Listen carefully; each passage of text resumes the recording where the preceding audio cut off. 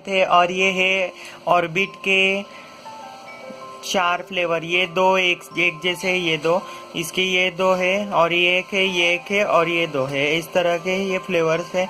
ये है क्या आपको दिखाता हूँ, ये जो है पुदीना का है। सो ये दिखने में ऐसा कोई हरा नहीं है, सिंपल सा है। और सेकंड जो ये पुदीना के, ये मैंने 2 लिए थे। और इसके बाद ये स्ट्रॉबेरी का है। और इसके बाद ये है, ये अपना स्वीट मिंट होता है उसका है, मिंट का है। और उसके बाद ये है लेमन का। और ये जो है स्वीट मिंट फिर एक बार। और उसके बाद ये है विंटर फ्रॉस्ट का। और ये आप ज़रूर लीजिएगा विंटर फ्रॉस्ट का, वो अच्छा होता है, इतना ठंडा होता है ये। और ये बाकी के जो है वो फ्लेवर के हिसाब से होते हैं। इस तरह से लिए थे।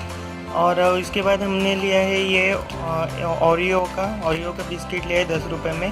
और ये सब लिए हैं रिलायंस स्मार्ट से। आपको ये वीडियो कैसा लगा बताइएगा, लाइक कीजिए, कमेंट कीजिए और चैनल को सब्सक्राइब कीजिएगा और चैनल को सपोर्ट भी कीजिएगा। और इसी तरह के नया वीडियो में लेके आऊँगा। आप तक के लिए इतना ही। Okay bye.